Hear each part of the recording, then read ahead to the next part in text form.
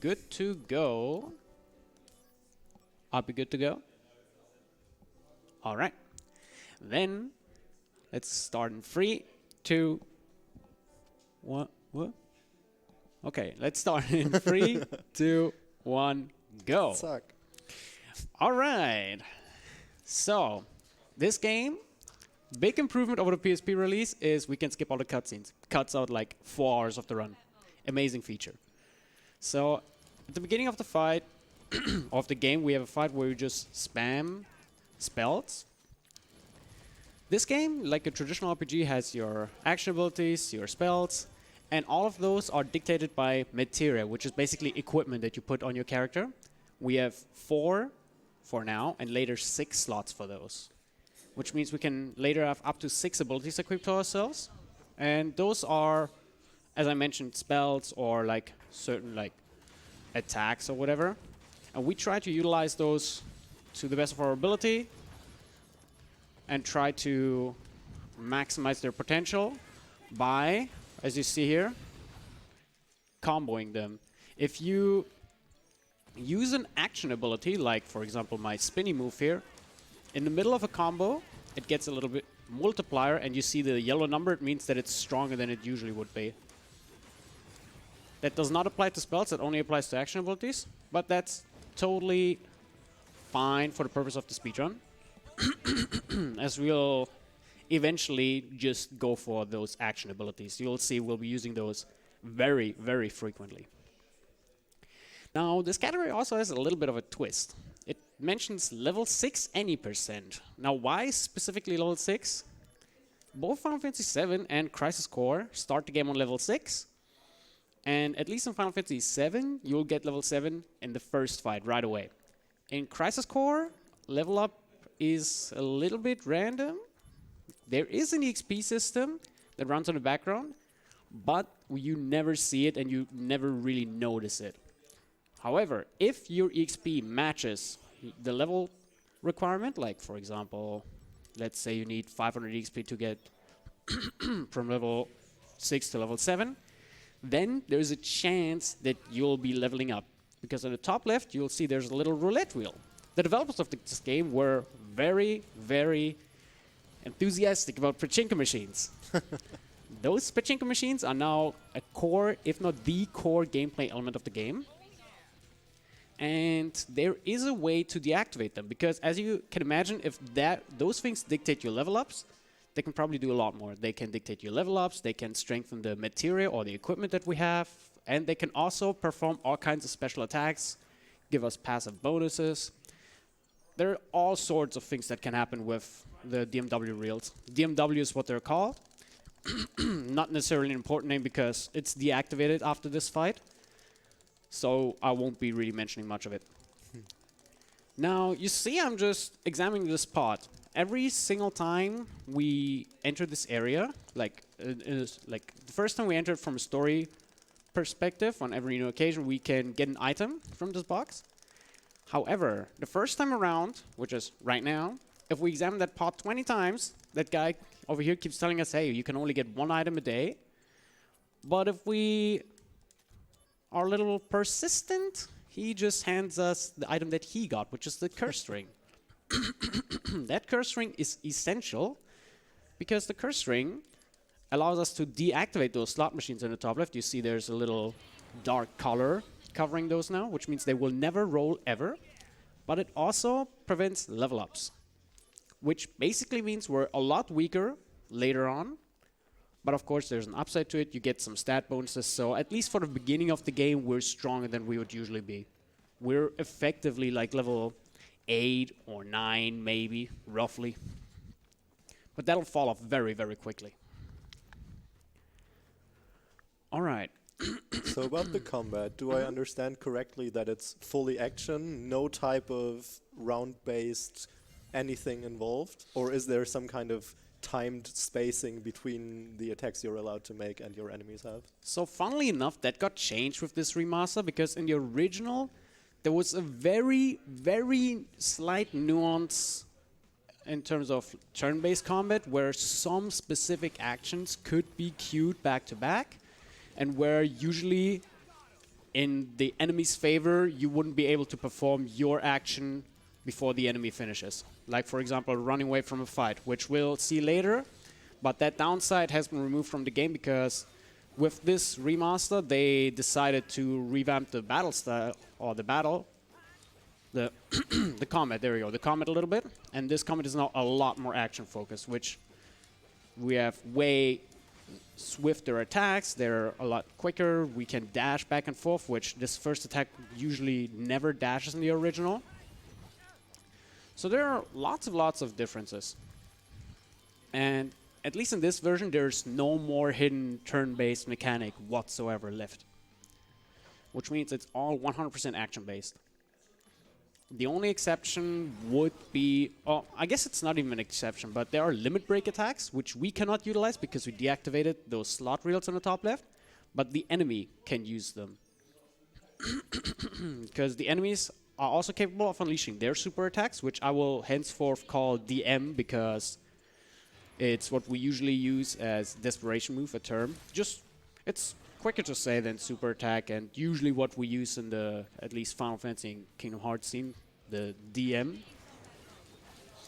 And this so-called DM, I'll talk about a little bit more in the next boss fight, but it both interrupts our actions if it activates, but also provides us with an opportunity to strike. Again, that'll be, a lot more important later.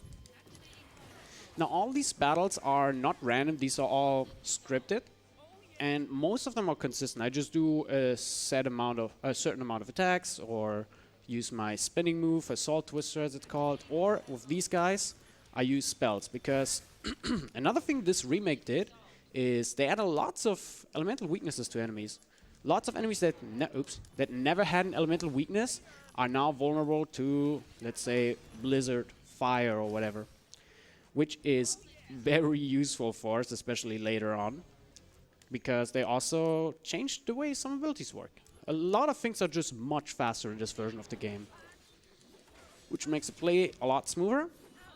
And even the speedrun is a lot nicer because it went down from a 5-hour and 40 round on PSP to, I mean, this is now the category we handicap ourselves. Any percent is like 1 hour 15, roundabout. So we cut down the 80% time by over 4 hours, which is quite crazy, honestly. At least, in my opinion. Especially having ran both versions. Going to this version was just amazing, honestly. So tell me, if you would have kept the DMW rolling thingies, would there be the possibility for the RNG to make the run faster than it is now? Correct. So first of all, we'd obviously get level ups, so we'd be stronger. But those special attacks and passive buffs we can get, they can drastically, or sometimes drastically influence the fight or the strategies we utilize.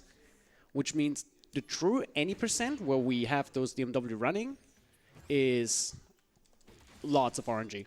Okay. Now you see this little purple bar and those enemies just standing there. This is their so-called DM, their desperation move that I talked about. There are certain times where the enemy starts using them, but while they're using them, they're completely immobile and just eat up whatever attacks we throw at them. Which is good for us, because that means we can dish out a lot of damage. Every single hit we land is also a critical hit, which furthermore just increases our damage output. Now you should be attacking, there we go. I didn't get the combo, but that's fine.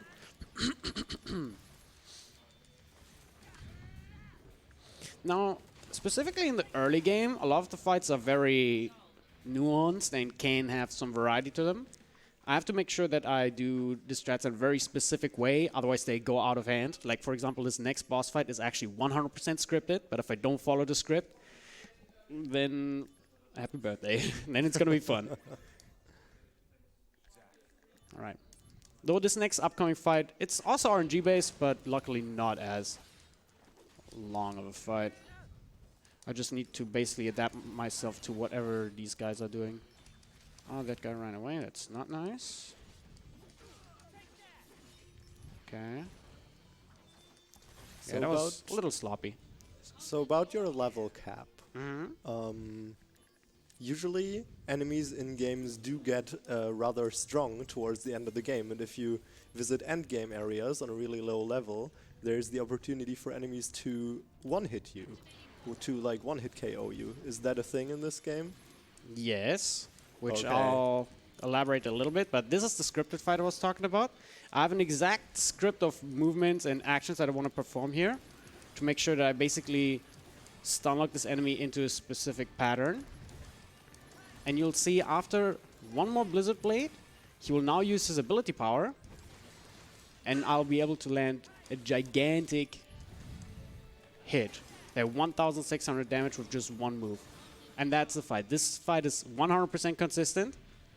Usually, especially for beginners, this can be very troublesome, but there are ways to go around it.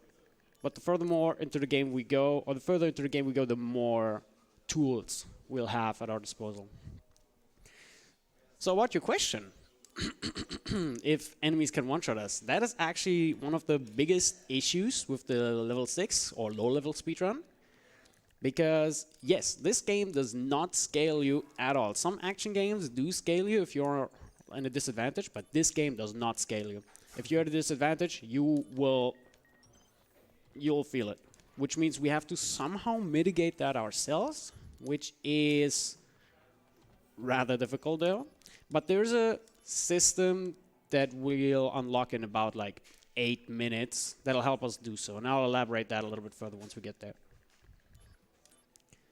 All in all, most of this run is, at least at the beginning, just like going back and forth between some areas because we never talked about what we're actually doing here. So we're basically playing the prequel of Final Fantasy VII. And the guy that we're playing is someone who is very important to Cloud from FF7. And we're basically just exploring his story, what happened to him, why we don't see him in FF7 or barely see him in FF7, and all of the things that just preceded the game, the original game. And right now we're on a mission to basically check out why things aren't going the way they should, because in the previous area that we were in, and Zach and some others realized, hey, some of the people who should be fighting with us are now against us. And now in this area, we're basically in their hometown, trying to figure out what happened. And apparently the character gets into a lot of conflicts. Exactly. This is like one of the most meme lines in this entire game. Yeah. Activate combat mode and conflict resolve. Those are the only two things that were kept, that you cannot, how do you say it? Like, if you played the original, you'll recognize that immediately. It's the exact same voice. Otherwise, everything was at least visually changed, but that one was 100% kept the same. Also, like a little bit on the technical side, this game is actually not a remake, it's a remaster, because under the hood, this thing is 100% a PSP game. But they upgraded the graphics visually and, of course, adjusted the combat a lot. All the things like encounters and enemy behavior was kept 100% the same, which you can notice a lot of times. And with the changed combat system, it's sometimes a little, little disadvantageous for us that they didn't adapt anything for it. But we were able to like distance ourselves from the original game and basically managed to figure out how to work with this new combat system. Something I didn't touch upon, you might have noticed that as well. I keep running along the along the edges of the arena. There we go. This is because there are encounter zones in this game. And basically whenever there's like a bigger bulge in a path, you can pretty much expect there to be an encounter. So if you run along the perimeter of that bulge, you don't really have to worry about potential encounters. Sometimes the encounter zones stretch out all the way into the perimeter of it, but that's just encounters we cannot avoid. There will be a few unavoidable encounters, or encounters where it's RNG whether we get it or not. But most of them we can avoid pretty cleanly. Pretty nice. Alright, this is a pretty horrible fight. So we have this guy who, as you noticed earlier, is weak to Thunder because all machine type, almost all machine type enemies are weak to Thunder. There are gonna be some exceptions later, but those will elaborate as they come. I mean, that's something we know from the real world, right? Machines hate electricity. Yeah, definitely. If there wouldn't be any electricity, machines would rule the world. 100%. Oops. And that's our answer on how to stop AI from conquering the world. Shock 'em. Electricity. Shoot a little thunder out of your head. So there's actually a funny little glitch in that fight. For those who are counting along, there's 1 helicopter and 8 soldiers. I haven't been able to figure out the details, but if you kill the soldiers in a rather specific way, for some reason the game just spawns a 9th one. I don't know why. It just does that. Usually it's on good fights, which is a little unfortunate. But I don't know, this game has a little bit of jank here and there, which can make it a little bit tedious.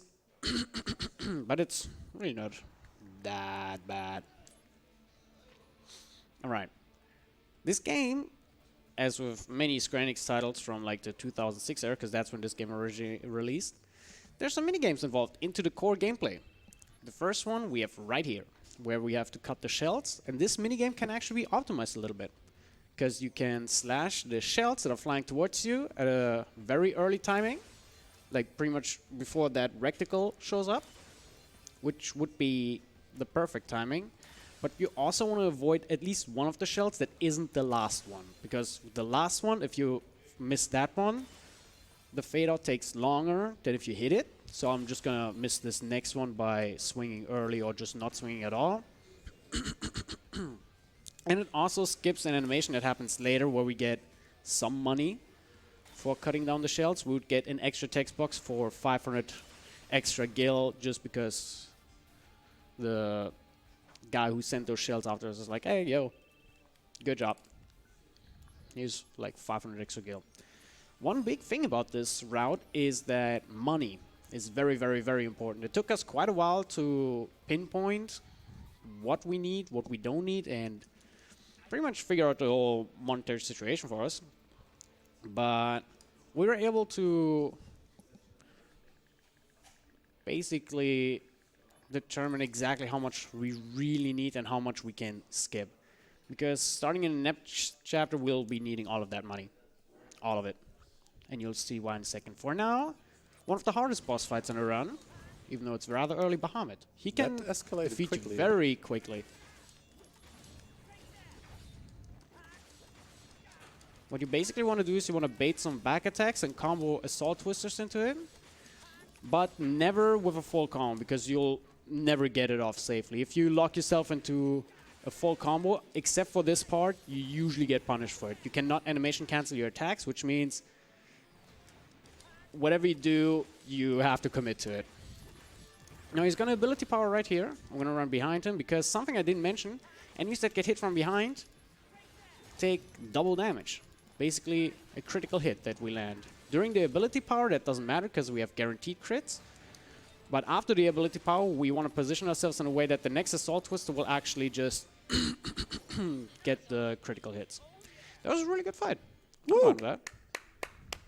In the meantime, do we have time for some quick donations? Sure, perfect time actually. Perfect. We have $5 from George, sending some shout-outs to the German restream, Germans restreaming Germans.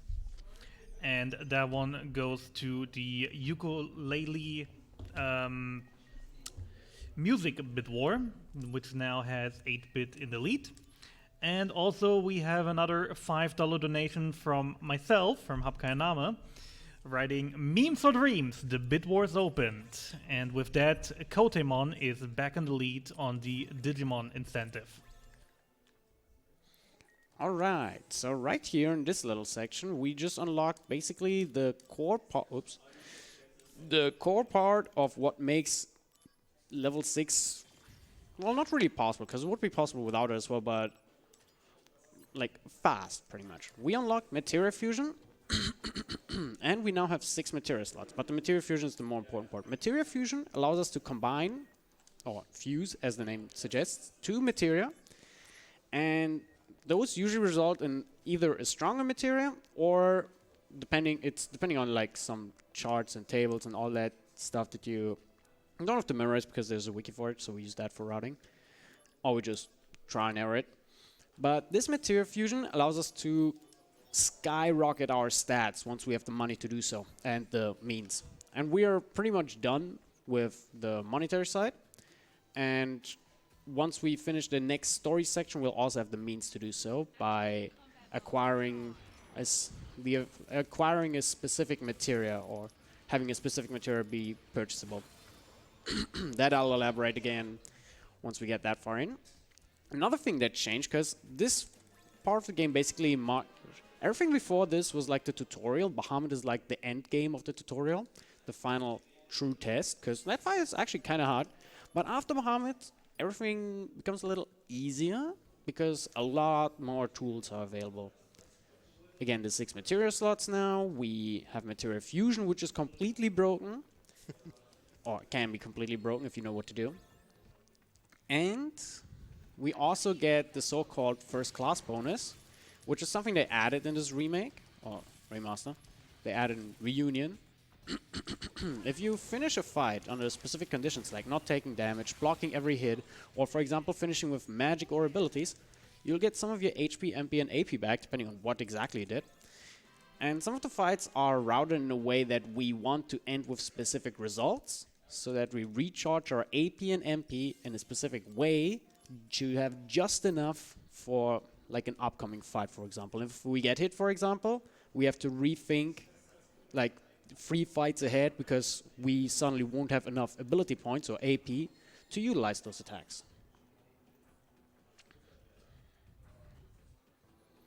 And now what I'm doing right now is actually a little bit of side stuff that I surprisingly routed in very early. Like we noticed really early that there's some missions we can do to speed everything up. I don't know why I pressed or held the wrong button there. And these 3 missions that I'm doing, they first give us a lot of money, but they also provide us with 2 accessories. Accessories are also a way to boost our stats on level 6, because obviously we won't level up, so gotta find different ways. That is not nice. I am... No, okay. Don't do that. Thank you. Okay, cool. So, these 3 missions, they don't take a lot of time. I think it's like 3 minutes maybe, but they give us really good accessories. We'll also get an accessory slot later, because we only have 2 accessory slots right now. We'll get a 3rd one. And they also provide us, I think that's it, yeah, with some money that we can spend on materia fusion in a bit. That elevator actually, by the way, is very important that you don't miss the text box, because if you get the wrong one, you lose... I want to say it was... Oh, shoot, I got hit. If you hit the wrong option, you lose like 2 minutes because you have to do lots of fights. This fight is a little notorious among new runners and among casual players as well, because there's a big ambush happening, lots of enemies, lots of, at this point in the game, not even weak enemies, and even specifically on hard mode, this fight can be really dangerous. This fight consists of 4 waves of enemies. We basically try to prepare our upcoming wave at the end of a wave. So, for example, this 3rd wave, I started fighting during the 2nd wave. Well, I knew that they were coming, so I was doing particular actions to make sure that I can unleash strong attacks or like my chained combos onto the enemies that are about to spawn in. The main, or like, yeah, the main component of this fight is just trying to hit as many enemies as possible, because as you see, if you hit them all, they all fall very quickly. This fight can go very, how do you call that? Bad? Like, well, very, very bad. I know, like, amazingly put. I'm a very elaborate person. No, how do you call it? I think elaborate is correct. Yeah, works. No, it's, oops. Not an easy fight by any means. I have a general question about the progression of the game. Sure. So you always select levels from a menu. Is it like perfectly consecutive that you unlock the next one if you finish one and you just go level by level, or is there like So a pool of levels that you can?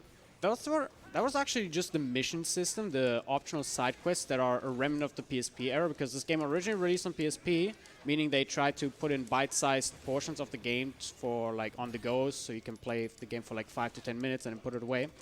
And those are all unlocked in a very specific order, usually due to story or by finishing certain story events.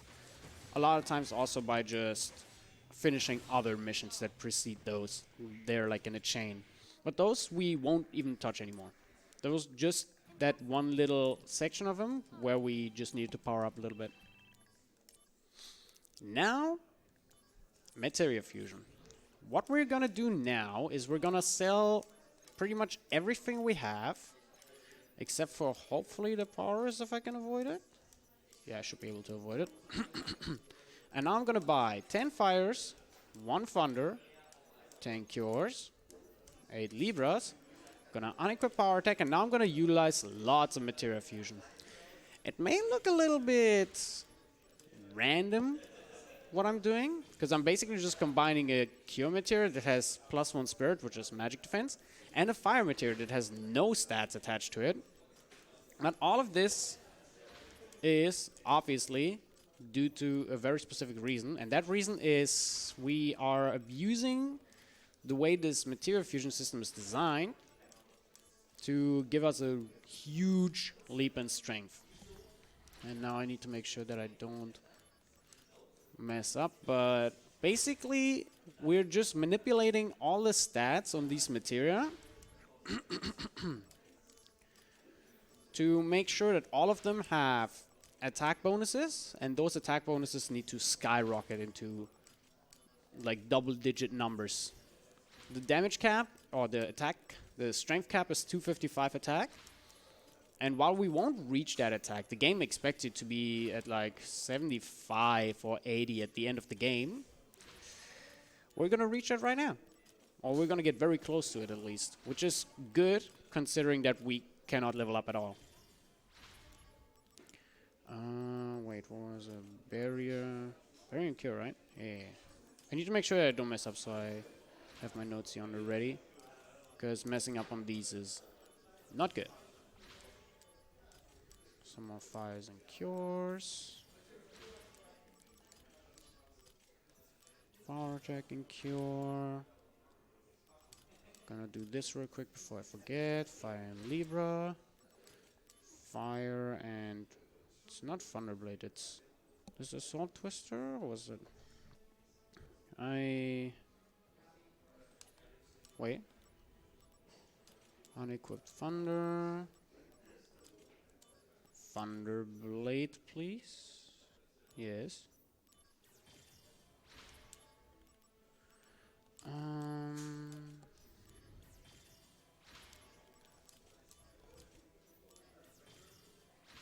I didn't do it all 100% in order, and because we do like hundreds of inputs here, it's very easy to get lost. Which is exactly what happened to me here.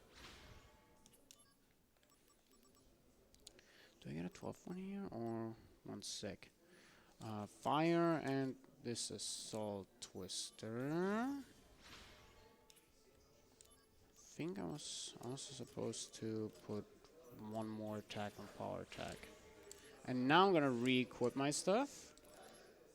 Put Fire Blade here. Oops. This one becomes Libra, Assault Twister, and power attack. And now we have 61 strength, which is honestly a pretty crazy amount for this point in the game. So, do I understand correctly that those materials are basically just iterations of the skills you use that you can buy infinite amount of times and combine with each other to just make the attacks you use, like the magic things you do, stronger and stronger and stronger and stronger all the time? Pretty much. So we can buy certain materials, as you observed and mentioned, and we can combine them in a certain way to manipulate the stat we get. Because every materia has an inherent stat that they give you. For example, magic materia will usually go with magic, but some of them give you MP, HP. But those are very specific edge cases. Usually they give you magic. Action abilities oftentimes give you attack as a bonus. However, that does not imply infinitely. Eventually, like this bonus basically gets forcibly applied once you hit the free, once you hit the +3 on a stat, which means if I have like magic on a, let's say power attack for example, which is a physical ability, and I reach +3, that +3 will turn into its inherent stat attack. Or same with fire for example, magic, which has magic as its inherent stat. If we give him +3 of anything, it'll usually turn to magic. But we can work around that system by something we call breaking the materia.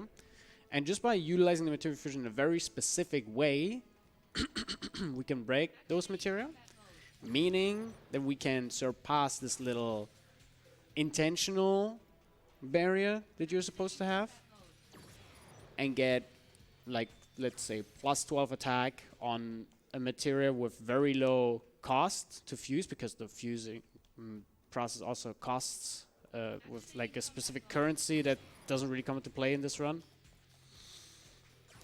And basically, we abuse the system. Short, that's like the short version of it.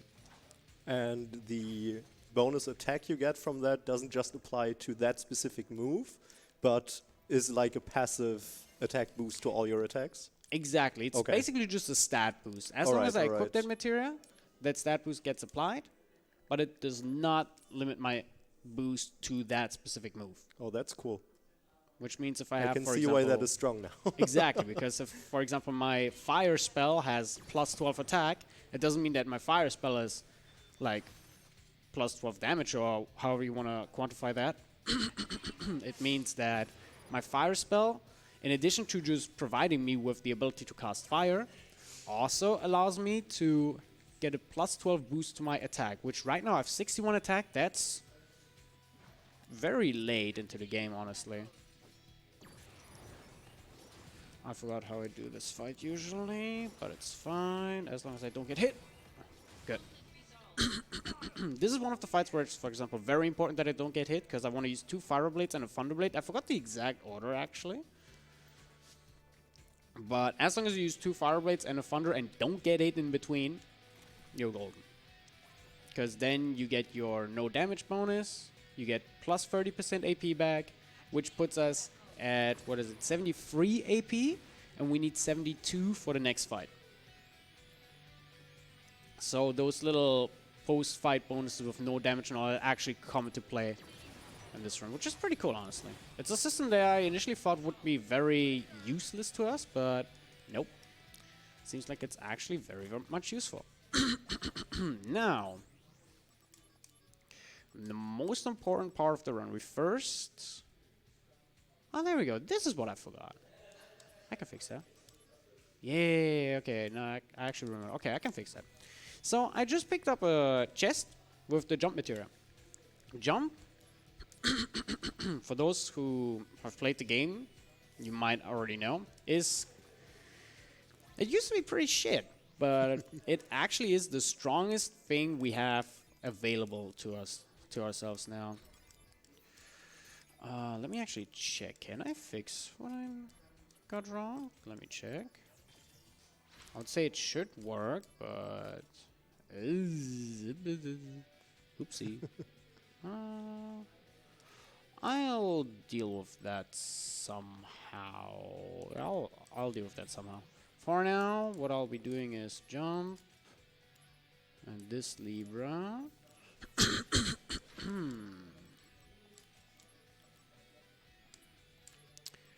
And turn this Fire Blade into... Well, I do need the Blizzard Blade, so... Tough luck. Gonna have a little bit less strength now, but... Happens. So this next fight is a little bit... yucky. Because... this blue guy drops an item called Power Wrist. And we really want that item. But it's also the only guy in this fight who doesn't drop his item 100% of the time. The cutter machine drops his item 100% of the time. And it's something we don't need, the Shinra Alpha, it's just a defense boost. The slot machine drops Chocobo Omelet. And the cutter machine drops the Power Wrist, which is a straight up damage boost. I didn't actually pay attention if I got it or not, because it doesn't matter too much. But I did get it? Okay, very nice. It's a 7 and 8 chance, so I expect to get it. I'm not really paying attention to it either. If I don't get it, there is a backup. But it's... Sorry for that. It's a little bit... Oh, that was actually loud. It's a little unfortunate if we don't get it. Just a little bit of time waste. Alright. So now we're actually going to do a few more missions. I think I mentioned earlier we're not going to do missions earlier. I lied. I just lied to all of you. We're actually going to do a little bit more. There are 2 more missions we're going to do, yeah. Because those missions provide us with... This one provides us with an addition to our material fusion where we can manipulate the stats even further, which is going to be very useful because that way we actually get more HP. As you may have noticed, we still have our base HP, and that'll be the case until almost the end of the game, which makes some of the late fights very scary if they go off script. And the fight... After that, we will unlock another accessory slot on the mission that follows this one. That we won't be doing immediately though. And that accessory slot will also go a long way in boosting our strength. Okay. So that jump ability you, or the jump materia you collected earlier, does it do what I would think it do? Just allow you to jump? Is that a thing, or is that is exactly what it does? so we don't have a jump at the beginning of the game, but we just... I think I see what I messed up. Yeah, okay, no, I see what I messed up. That's fine. So, you don't actually have a jump in this game, but as you see, I'm turning a Salt Twister into a high jump ability, because the original jump we have is actually not that useful. High jump is where it's truly at. Nice. And high jump, as you may have guessed, we jump high, but we actually don't jump any higher. What we do, however, is we deal a ton more damage. And when I say a ton, like it's it's a ridiculous amount of damage if we deal now extra. I think it's just straight up double of the normal jump. And as you see, we can just clear fights now. We basically became Mario now. Pretty much. I actually didn't think of it that way, but yeah, we're pretty much just Mario. If you haven't watched a Mario movie, this is like a very bad retelling of it. Oops. I actually did just yesterday. And yeah, so as I think I mentioned, I don't think I just thought that.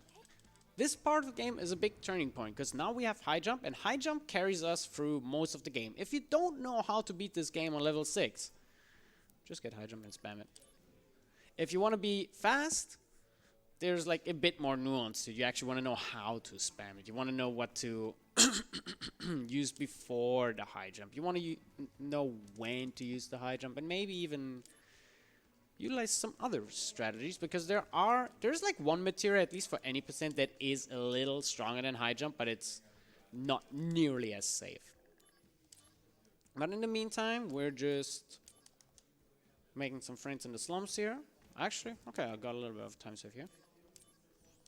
That is not what I want to do.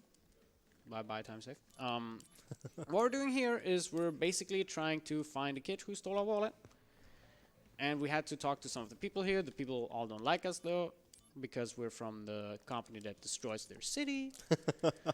So obviously they wouldn't like us, but at this point, we kind of gained their trust, which we're now going to finalize this process by getting the wallet back, because the wallet that the kid stole got eaten by this monster. And when in doubt, just jump. What kind of monster is that eats the wallet but not the kid?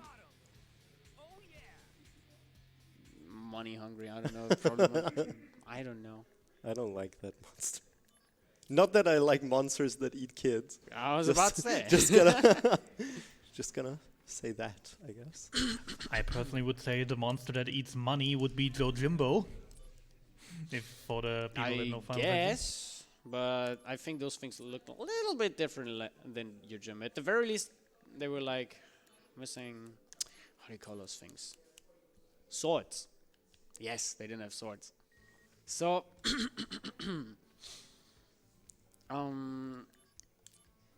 as you notice, not much has happened.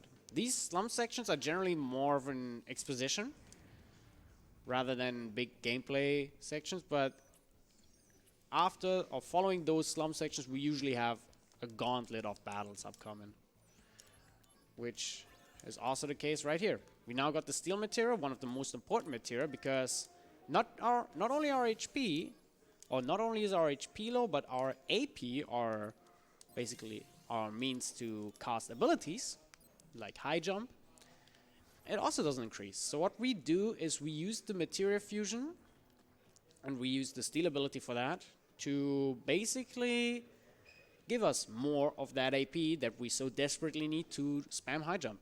I mean, to tactically use high jump to defeat our enemies. And after this fight, I think it was, or maybe a little, no, actually a little bit later, we'll be getting some more of said AP. But for now, for this fight, the AP we have is plenty, if I do get back attacks. Because the high jump, as you see, does crazy amounts of damage, but only if I actually get the back attacks. If he does spider web, then I frames through it, and then I'm sad. Which he did 2 times now, didn't he? Mm-hmm. That's fine. I got him. Okay. Conflict resolved. Conflict resolved for like the 30th-ish time or whatever in this run. Maybe even more. Okay. So now we actually got an accessory slot, so we're going to utilize that. We're going to equip the power wrist, and boom. We're a little bit weaker than what we usually would be, but it's still enough to just jump on these guys. Like Goombas. Like Goombas. If you like us jumping on the enemies, just wait for the next fight. Oh my god, I do like it. I want So more these jump. guys are a little obnoxious, but actually didn't get hit. That is very good, because now I have all my AP back and don't have to worry about it for the next fights. Here, 6 of them, and they all just fall to the power of Super Mario Ring. Now this next fight is a little bit of a funny strat that we call the Papega. We just mash an attack out at the start of the fight because it's the best course of action. We don't want to, like, make sure to deliberately time or something. We just want to get our attack out as quickly as possible. And because it doesn't require any skill whatsoever, just mashing the button, we just call it the Papega. And it gets a lot of damage, and in this case it also launched the enemy to the other side of the arena, giving us a lot of space and just a lot of extra damage at the start. Something I also did there is because we still need a lot of money, the whole material fusion shebang is not over yet. We still need a lot of money, which is why I think this one is the explosion. Which is why I just stole from the enemy, because that enemy has 2 accessories, both sell for a crazy amount of money. And we're now gonna utilize that money we get from him, or the items we get, and sell all the ones we don't need. Just like Mario again, by the way, collecting that much money. We're gonna get 8 fires, 8 cures, and a blizzard. And now I hope that the little mishap I had earlier won't bite me, but I think it shouldn't. We're now gonna do the same thing we did with power attack earlier, as in raising our attack, but with jump. It's the same procedure, we just combine cures and fires, but we slam all of that on jump. Because I was talking about a cost earlier. You see in the top it says SP 2217. It just changed, and every single material fusion costs soldier points. Those soldier points we get from defeating enemies and also through other means, which I actually just remembered. I forgot something. I forgot to trade... Wrong button, sir. I forgot to trade this and this in... Wrong button, sir. Forgot to trade this and this into SP, because we won't be having enough. And now we're utilizing all that SP to power up even more, because the more, or the bigger the stat bonuses your materia has, the more expensive it becomes to upgrade it. It started with 4 for the first stat on jump, and now it already costs 217 for the stat that I just did. Which means eventually it becomes super expensive, even on the power attack. The power attack is actually more expensive than jump because jump is a very low level material. Which is why we now divert to using it on jump. Now we want to use the Blizzard we have and the Blizzara Blade, but I think, yeah, at this point this is... Okay, this one is kind of lost. At this point I don't even really need to pay attention to Blizzara Blade anymore because I already messed up the upgrade path on that, but it doesn't matter too much. Yep, that's fine. 77 attack is plenty. I think we usually have like 81 or so. And it won't be much more that I'm missing out. In fact, I can maybe even turn it around and do something else with it. We'll figure it out.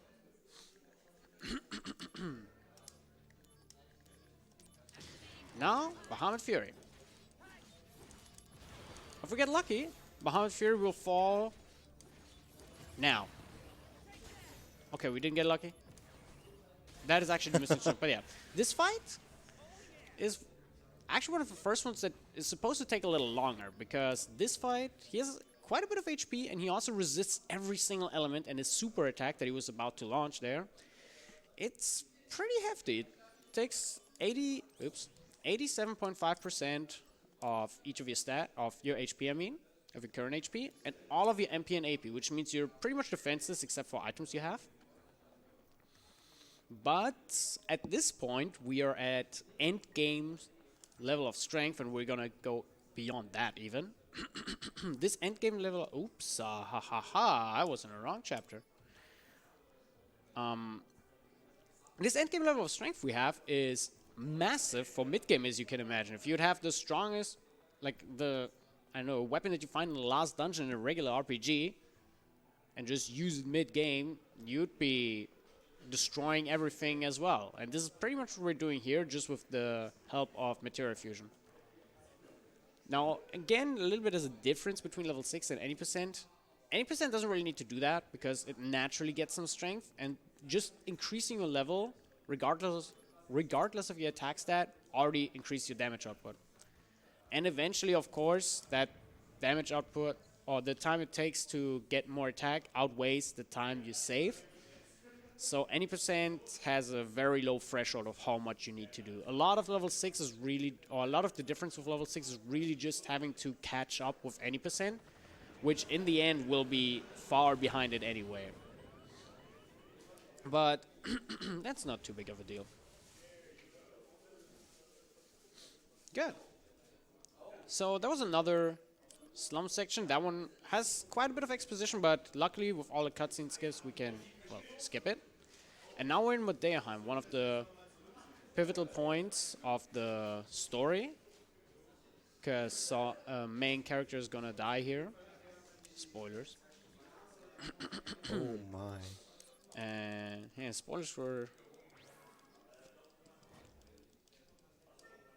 What year do we have? 18-year-old game.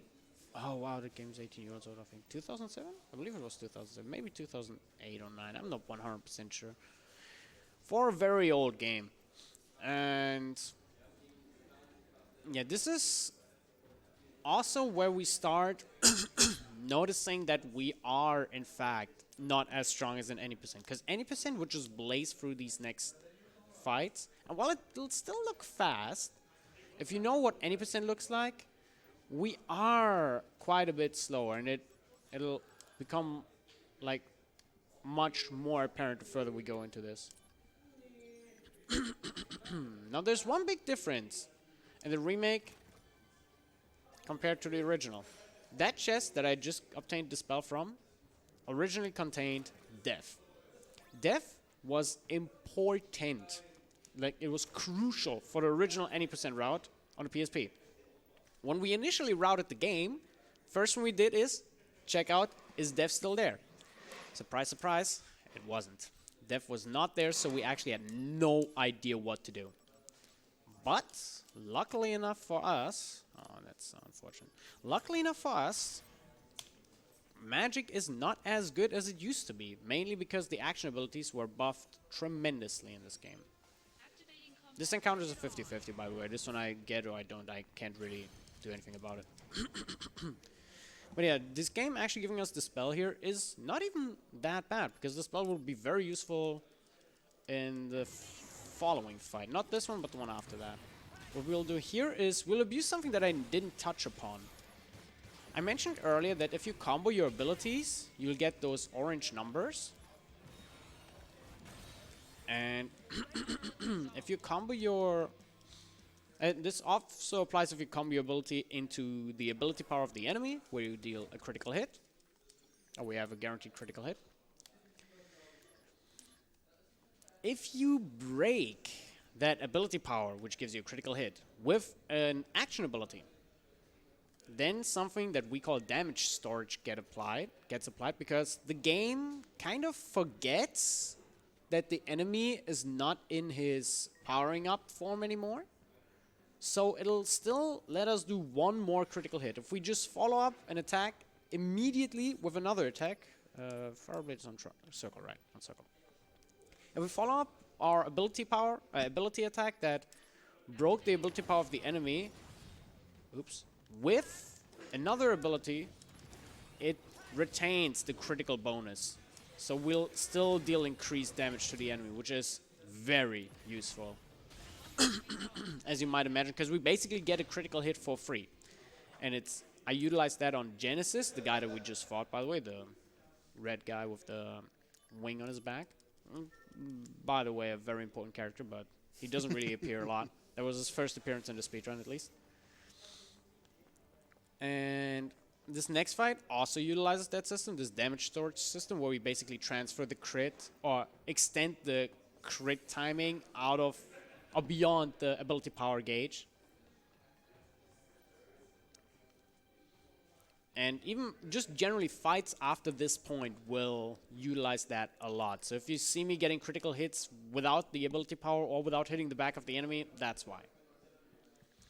And now, another fight that'll be a little bit different because I'm a little weaker than I should be. One of my favorite fights on the PSP. Here it's still really cool, but on the PSP I enjoyed it a lot more just because it was a lot more dangerous and menacing. Am I? I'm not dead, am I? No, I'm not. Of course I'm not. Why would I be? There we go. That was actually not that bad. So, appreciate it. I've been mentioning lots of pivotal points in the game, but now is like another of one of those pivotal points. This game is usually a lot long, but with the cutscene skips, it's so short, really. It's crazy. After this fight, so what we did now is we just defeated Angel, who's basically the mentor of Zack. And he was carrying a certain weapon that a lot of you know, because it was the Buster Sword. Originally wielded by... Is wielded the correct term for it? I think so. Originally held by Angel, it now passed on to Zack, which right now we fought with an umbrella, but that's like besides the point. Just a little beach episode. It's anime. What do you expect? Everything needs a beach episode. Everything. And now we have the Buster Sword. The Buster Sword allows us to go into a Buster stance, the little battle stance that I just went into, where Zack basically prepares himself, he readies himself, he cannot get knocked out of it, but more importantly, just using that battle stance puts us in a position where the following ability deals twice the amount of damage. So instead of doing combos, we're now just gonna spam that. And it's like, I really want to believe it's just an oversight, because we just destroy everything from this point onward. You're gonna see it in a bit. I'm gonna first go get myself some... Don't do that mistake again. I've done it before. I'm not gonna do it again. I'm gonna use 90 Somas into my Stealing Cura, because that way I'll have a lot of extra AP. Now, instead of having 95 AP, I have 199, because we get a lot of bonus. And you see, I now deal 6,000 damage with a single jump, just because this little battle stance massively boosts our damage. It basically doubles what a normal high jump would do. I can show you how much a normal high jump would do real quick. If I just use it without anything, boom, 2,800. That's nothing in comparison. I don't need it for these guys necessarily. It's a damage roll, I believe. But this battle stance is our best friend for the rest of the run. This is pretty much the most broken thing they introduced in the game, and one of the big reasons why physical attacks are as good as they are. Because we can just use their battle stance and one-shot enemies at this point even. Because we won't break the damage cap. We will not get beyond 10,000 damage. But it is over 9,000, yes. But it's, at least for this point of the game, enough. Later on, of course, enemies will have more than that, but... Oh, that guy ran away too. That's nice of him. He usually doesn't do that. Cool. That Blader was a real G, by the way. He was. In fact, he was a G Blader. You missed the G Assassin, G Assailant, G Revenger, No, I didn't miss those. G Diver, G Trooper, G Eraser, which one of our community members translated as G Radiogomi. I love that. And yeah, lots of Gs. Lots of real Gs in this game.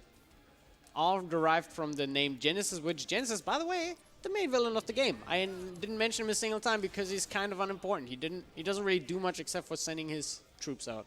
And I want to kind of say you did causing mention him chaos. when you fought him a bit earlier, didn't you? Yeah, I mentioned that I didn't mention him before. Oh, correct. yeah. And after that, I once again didn't mention him. A double This fight- non-mention. What? Is a little wonky because you see, we still have 640 HP, which is the HP you start with. This guy deals like 1,500 damage if he just hits us. So what we're gonna do now is we're gonna try and avoid his attacks as much as we can. And by the way, another neat thing of the busters of the battle stance is that we take reduced damage. So if I tank one of his cannons during the battle stance, then I'm still totally fine.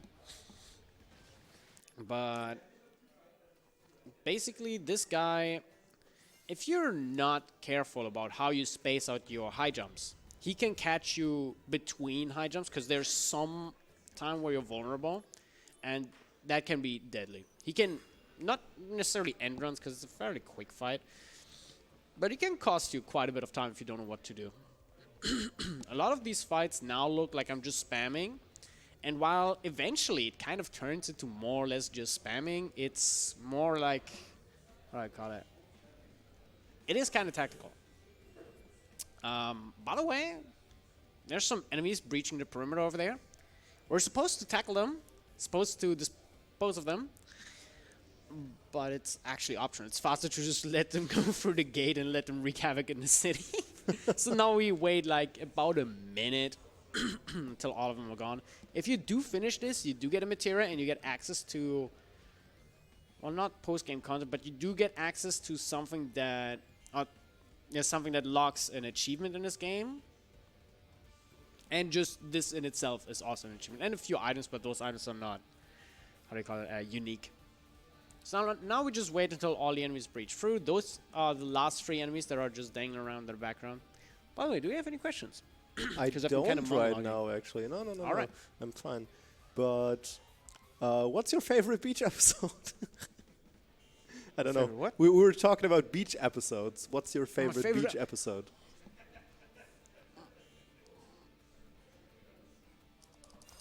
What kind of question is that? Yeah, I caught you off guard there, huh? I don't really know many off the top of my head, so I just go with the beach episode in Avatar: Lost Airbenders. I think it's would have season said that 3 as well. Let's season 3, go. episode 4. Oh, It's one of the few that I have like in recent memory right now. By the way, first boss of FF7. Guard Scorpion, but it's prototype, and I'm dead. Oops. Oh no. So this is level 6, by the way. Hi, we're playing the game on a pretty hard setting. If I make a single mistake, you saw it just there, I played a tiny bit careless, I immediately got punished for it. Because I healed my AP at a moment where he was able to just chain it into his, I think it's type 98 shot or whatever. Now he does target search, and target search I don't really care for. In the original game it was a little bit scary, but now it's just another means of us doing critical damage because it's another DM, another one of those ability power moves that we can abuse to dish out immense damage. Now, this part of the game is a little slower. In the original game, from here on out until the next part that is like remotely interesting, it would take 45 minutes. So with all the cutscenes, you'd spend a lot of time thinking or talking to chat or do whatever you feel like at that point, solving a Rubik's Cube. We had people who just did Rubik's Cube on the side because they didn't know what else to do during the run. Because this is going to be the last fight for a little bit. There we go. They all turn around. Very nice of them. They just turn around, get critical hit, and don't bother us. It's 100% consistent, and I've never seen it fail. Is them turning around a mechanic they do because you're at a specific strength, or is it just their type of movement that they first move away from you and then... It's position-based. So usually the movement or the AI in general, similar to like Souls games, for example, it usually depends on spacing. Your equipment doesn't really matter. In some games it does, like for example, Kingdom Hearts has a secret boss that changes his AI depending on which commands you equip. And Elden Ring bosses, for example, they change the way they fight you depending on which weapon you wield, which means if you have a weapon randomizer, for example, that constantly switches between your weapons, the enemy just kind of breaks and doesn't know what to do.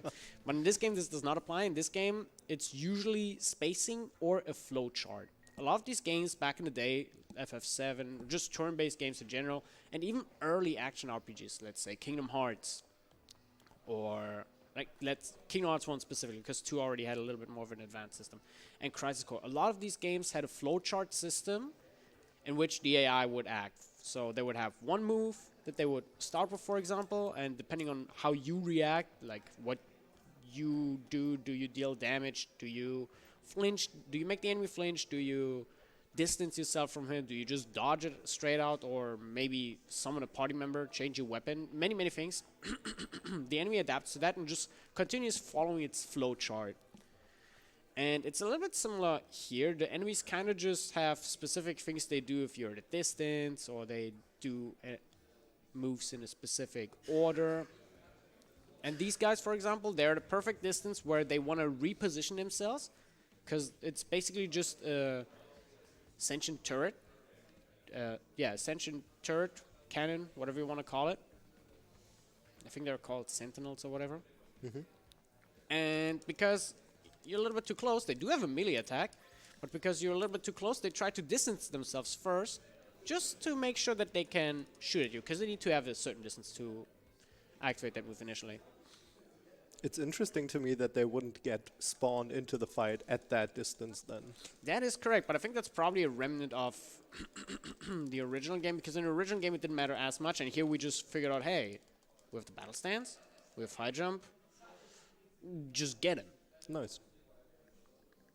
Okay, so now, by the way, we collected some parts for a flower wagon. You can build 3 of them, which is actually a pretty funny side quest. I actually like the cutscenes that result if you finish those flower wagons, but we unfortunately only need 1 of them, and everything else is not necessary. All the other flower wagons just give you extra cutscenes. They don't even give you any extra stuff, except for like an achievement. So now we just walk back to Aerith. By the way, Aerith's in this game. You probably noticed. If you don't know this game, you didn't. But Aerith's like another very important character of FF7. And she's also part of this entire story.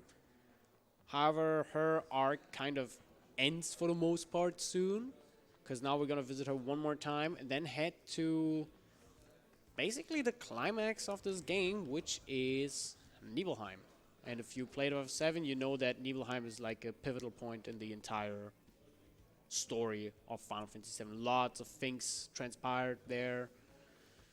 Many things were said, done, thought of, and even misremembered. But we're now playing basically what canonically happened. And soon, all this running around is done, finally. This is, again, fortunately not a 45-minute section. This part would have been 25 minutes. After this, there would have been another, like, 20 minutes in the original game just running around watching cutscenes and, like, twisting your thumbs just sitting there. waiting for the cutscene to stop. That sounds like a hard time to run. God bless the person that thought of inventing cutscene skips in games. Yeah, honestly, if this game wouldn't have come out, it would have almost gone to the extent of just paying someone to make a cutscene skip. Because I do like this game a lot, and I did sit through the cutscenes numerous amount of times. I can recite some of them for the most part at this point, even though I wasn't 100% listening. But it's still nice to be able to skip all of these. It does highlight some of the weaknesses a bit more of this game, like some weird inconsistency if you're like looking for a speedrunner, just some fundamental flaws. But those aren't like big in my opinion. It's still a great game. Okay, now we have a fight. This fight is a little important, and I hope I don't mess it up, but actually he can't kill me, so it doesn't really matter. We start with a high jump. We follow with a high jump. Oh, I'm a little too weak. Now I steal from him, and he actually did kill me. Yeah, that's because I was lacking some strength. It's fine. I mean, look at his name. He kind of had to kill you. Just because he's supposed to be deleting me. Yeah. There, one hit, steal. Okay, so I... Alright, I figured it out. Can't delete the deleter. Oh, I will delete the deleter. The deleter won't delete me. Okay, You right, I already figured it out, did I 2 figured it out. times. I need to rearrange my strategies a little bit because I am a little weaker. So now I'm gonna attack. He's gonna Death Scythe. Apparently not. He's gonna drain. That's fine. I'm just gonna steal a Mucha because I need that, and now I'm gonna defeat him. Hey. G deleter got deleted. Finally. Now First this try. part, first try every time. This, yeah, I was about to say this part is a little bit tricky because in this first room you can actually avoid all these encounters. Emphasis on can. I'll do it on the trip back because we'll visit this area again.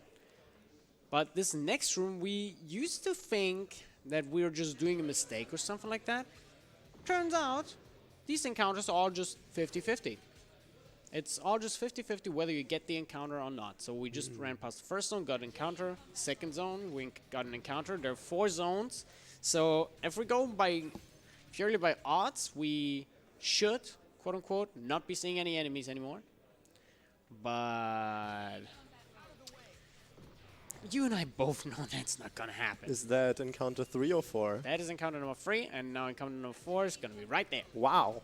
Okay, we got all 4 of them. Beautiful. This doesn't That's lose like a a lot of 7. time. That's like a 7-point-something% chance now, isn't it? I mean, you said we're coming here back later, so well, obviously when we're coming back here, we won't see a single one, right? That's how chance think works. one might be guaranteed, but I'm actually inclined to believe that I'm gonna get all 4 of them again. Nice. 8 out of 8. I haven't seen that. I think the worst I've seen is 6 out of 8. Let's go. Let's get a new record in Woo. encounters. Woo! Bad RNG. I already know that there's someone in chat who's gonna be like, "Oh, I had 7. Oh, I had 8." I know exactly who that person is. All right, Sid. I know you have a video on that. You can do it, Desa. You can get the 8 out of 8. All right, so now one thing that actually gives a lot of new runners lots of trouble, even though it's a rather simple thing.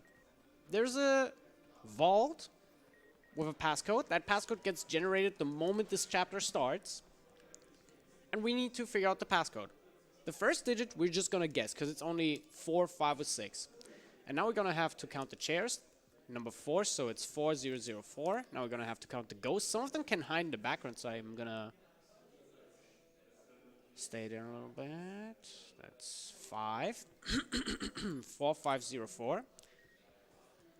I'm not gonna check the first door because that one is always 4, 5, or 6. And then it's 1, 2, 2. So 4, 5, 2, 4. That's actually fairly okay because it's not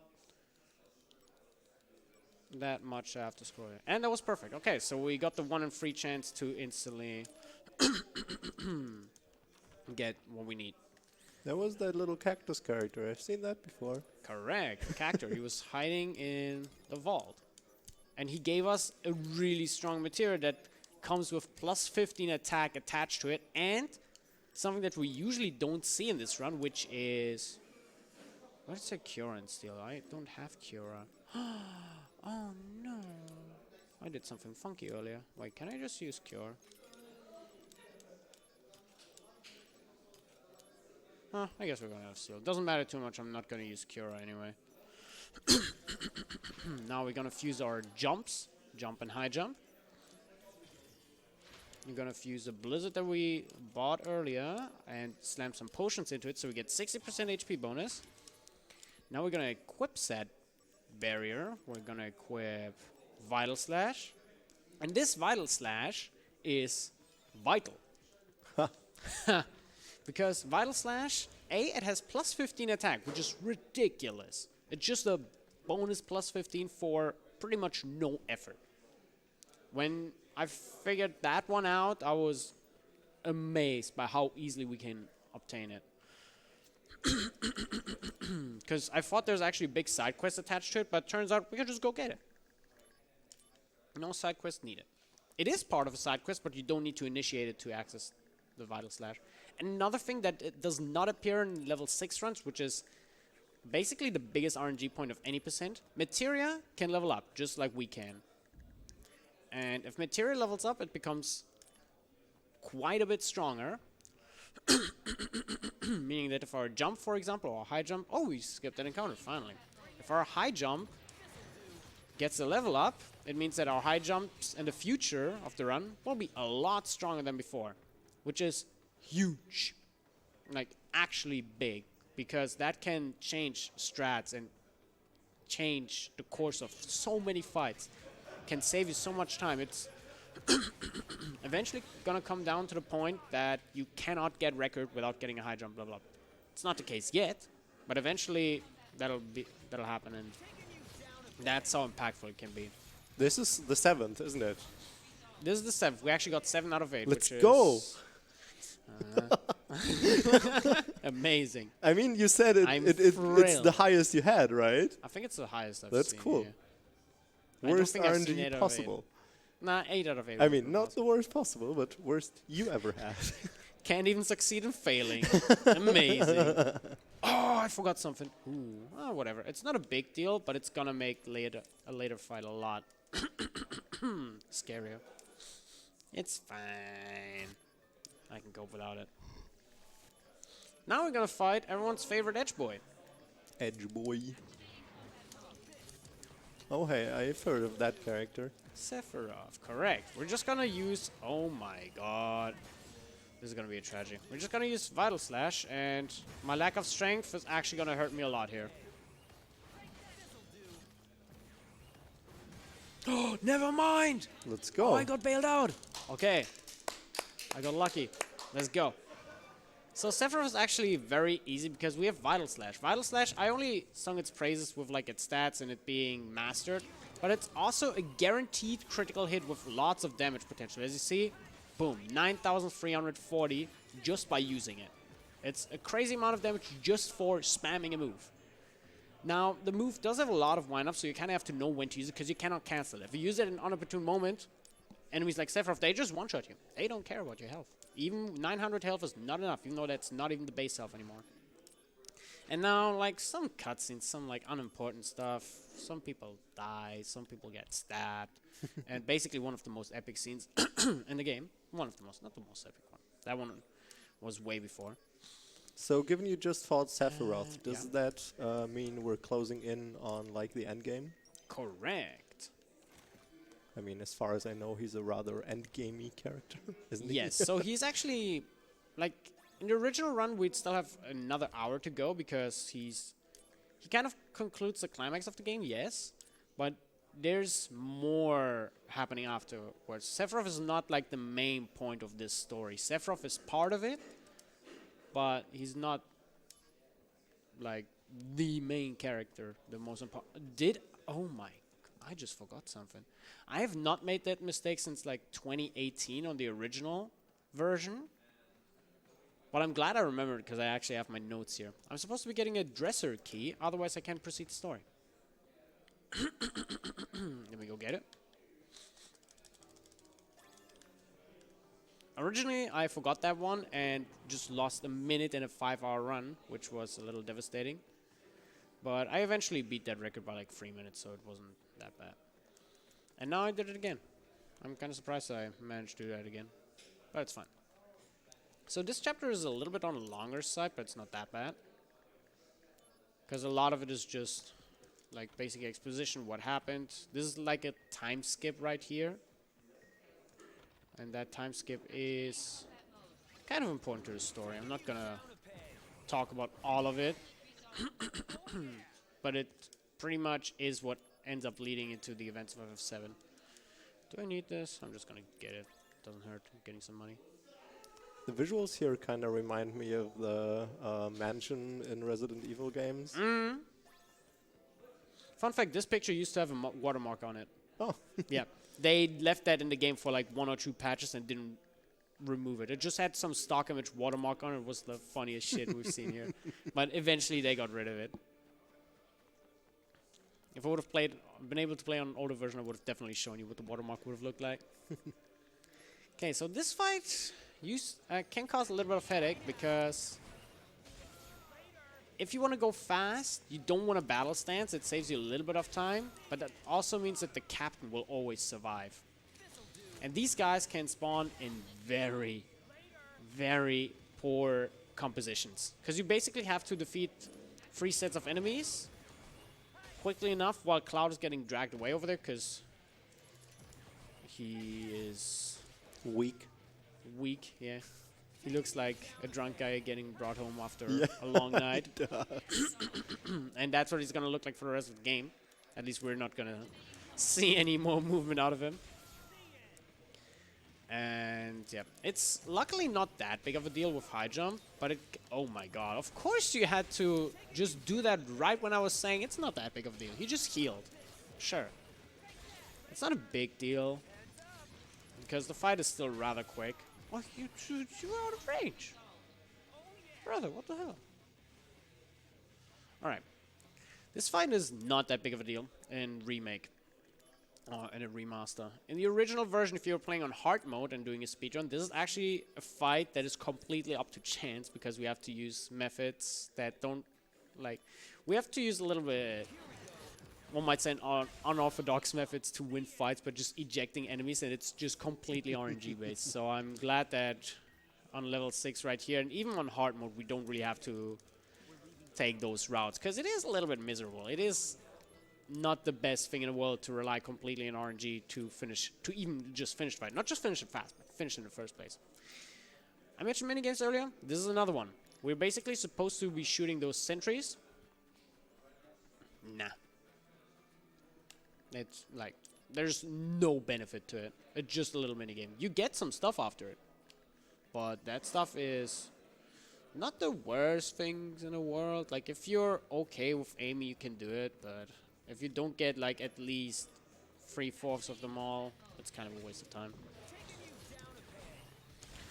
Now, I was trying to avoid these encounters because right here the encounter zones are rather generous, but I wasn't careful enough running along the edges. We just basically skip all of this and don't really care about the minigame here. So while you're running along those edges, I want to mention something super, super odd I just found funny for whatever reason earlier. In that scene where Cloud get dragged away and you fought those 3 waves of enemies, the meter of like showing us how far Cloud get dragged was like, it was set in meters, but with like 2 digits after the point.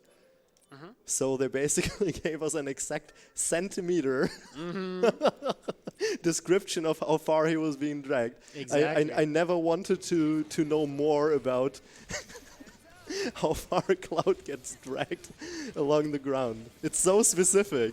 It is. Oh no, he got dragged 2 more centimeters than last time. So earlier we had the G deleter, now we have the G eliminator. Okay. Now we have the G eliminator that we are going to eliminate. Are you? There we go. You are. So I'm messed up a little bit there, but I managed to recover.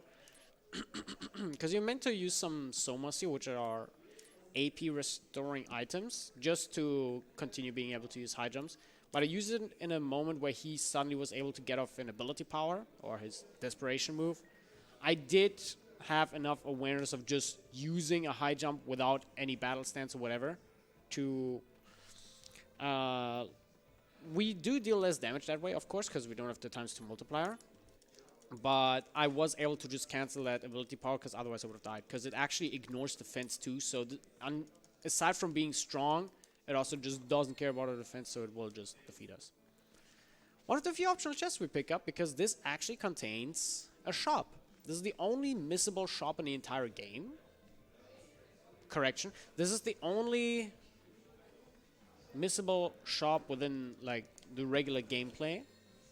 And the only shop in the regular gameplay that is in a chest in the first place. And it's really important actually, at least for the speedrun, because it contains not necessarily strong material, but material that can be abused heavily for... Oh no, really? Can be abused heavily for material fusion. Now the G-Slayer unfortunately got wall off, which means he takes way less damage, but... Oh no! Really? That's late by the Slayer. He did his job correctly. Unfortunate. Okay, let's do it this way then. Getting Why did he to- not get staggered? Whatever. There we go. Let's go. Just Vital Slash. Laid the Slayer. Layers. Made his blood rain. The other one was a Predator. The G Predator. He was hunting us down Oh no. while the Slayer was finishing the job. In the original game, this waterfall mini game is also very, how do you call that, infamous, because it's very luck dependent on how quickly you can unlock it, as you have to defeat 7 enemies, or 7 waves of enemies.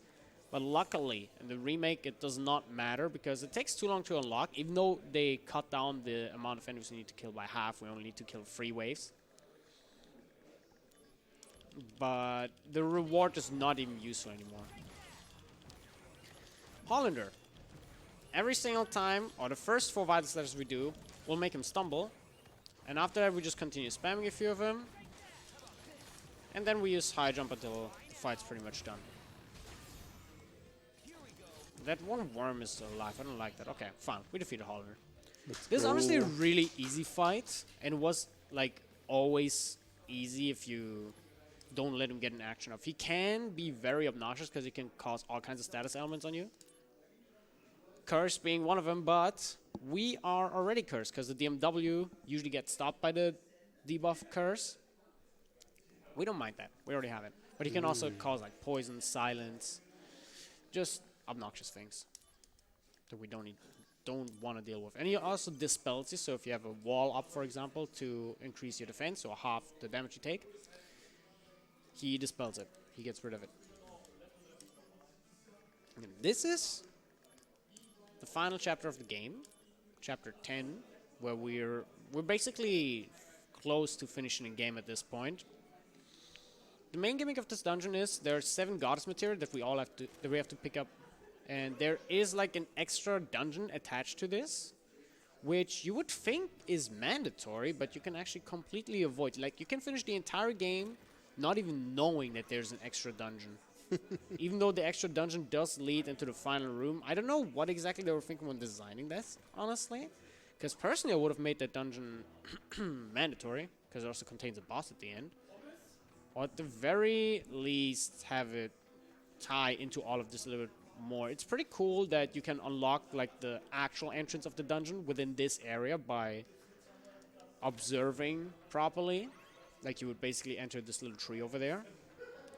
But it's weird that it's not really intertwined into all of this. I don't know what exactly they were thinking when designing that. But while we're running around collecting stuff, we are basically mentally getting ready to finish the game.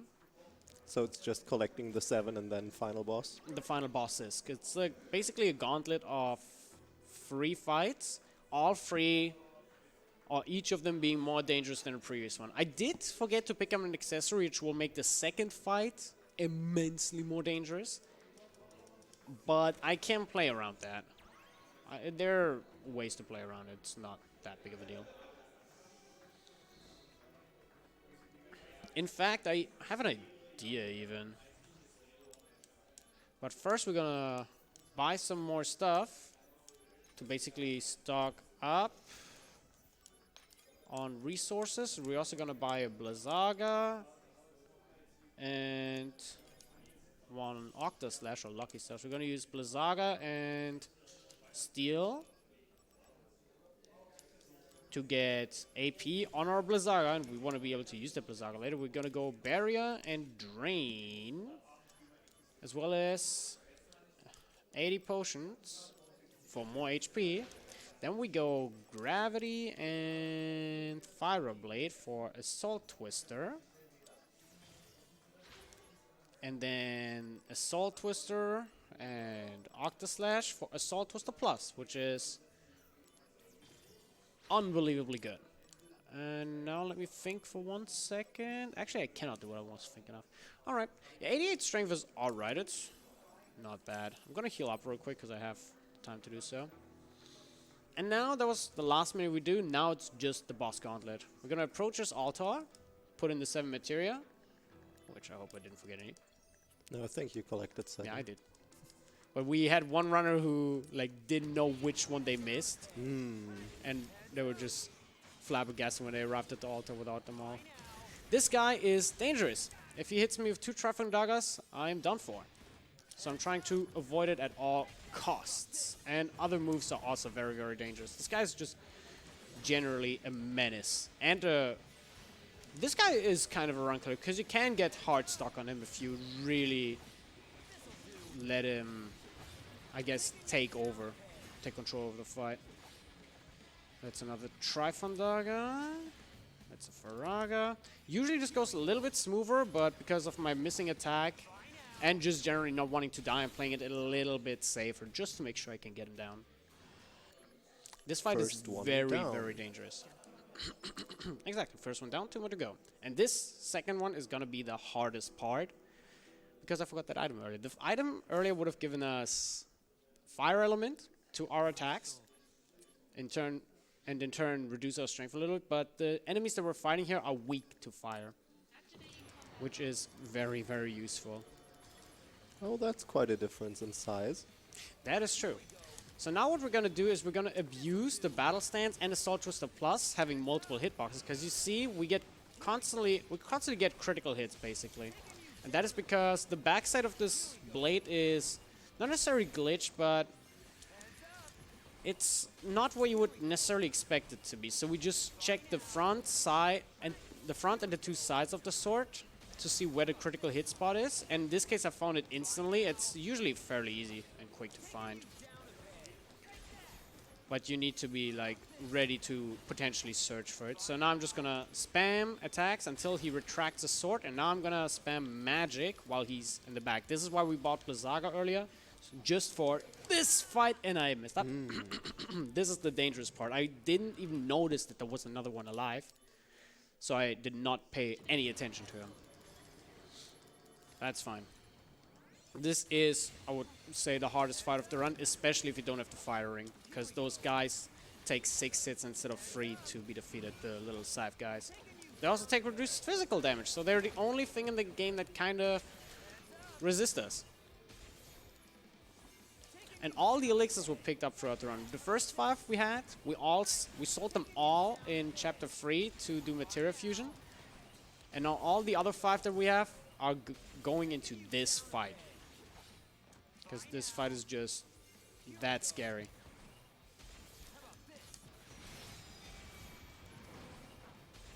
Okay, you have quite a bit of health left.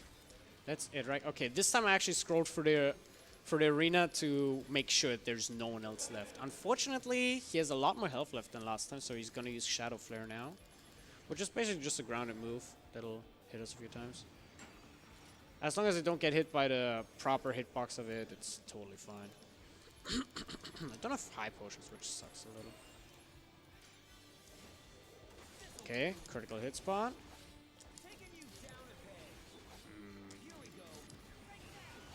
Good. So he spawned the sword guys. The sword guys are fine because they get 1 shot. That speeds it up a little bit. I can freely use Assault Twister Plus. The reason we use Assault Twister Plus now over High Jump is because it has multiple hitboxes, which means the damage cap limitation of 9,999 per hit does not apply as early, because it deals its damage in multiple instances. Okay, I'm trying to be a little bit risque right here, but Do we okay. get the 2 cycle? No. Maybe. Because we're not done. I'm not sure if he's gonna DM now or if he's gonna... Okay, nice. He actually is not gonna DM. That saves us a little bit of time. And stress. And now I'm just gonna defeat him. Going into the last fight. Nice. Is the final fight even bigger than this second one? No, the final fight is actually evenly matched. Okay. We'll start with a Perpega, just attack. Then we dash into him, use 2 Assault Twister pluses, hope that he does a pattern where he runs around us. Exactly. Now use another one, dodge, barrier. He's gonna start foaming, gonna dodge that. Dodge away because he's very scared. He can just react to our moves with a counter, which makes him very scary. And he also deals crazy damage. Because he can pierce our barrier. Magic Sword is scary, but he luckily launched him in the air because we were airborne while he used them. That was scary. That can be a kick. Let me not die to that again, please. Done it plenty of times. No. I'm playing it a little safe, just to make sure, but this should be it. There we go. Woo! All right. A little bit wonky, but it is a really difficult category. Level 6, 80% is a really difficult category. And that is the Crisis Core speedrun. Some of you might be asking, wait, the game isn't over. It's true, there is some gameplay after that, but it's just like skipping cutscenes and auto-scroller. And because it's nothing meaningful, we decided that the like true final thing of what we do is, or like the final split time is gonna be this fight because it's the final boss. And this last part is basically just like an epilogue. If you want to watch it, you can watch it. If not, then not. I'm not gonna play through it because it takes a little bit and it doesn't really serve as anything except for spoilers. So yeah, that's it from me with Crisis Core. Hope you guys enjoyed it. Thank you for the commentary. Thank you for the questions. Appreciate it, even though it's monologuing most of the time, but No, all good, all good. You answered the questions very well. I did. I had a lot of fun watching as well. I'm happy. And yeah, I don't actually quite remember what the next run. Timely is going to be the next run, and I'm going to be back later as well. So be on the lookout for that. Digital World Free. We have a bid war going on. I think Kodamon is leading right now, so get him off the throne. Yes, indeed, we have that bit war coming out. But for now, thank you, Desa, for that Crisis Core run. And yeah, as you just mentioned, I actually have a lot of questions coming on because the next run is going to be Tumla, ran by Kadaref. Man, so many mispronunciations here probably. Sorry for that again. And yeah, we'll be back in a few minutes. Don't go running away, people. We have a lot more runs to come.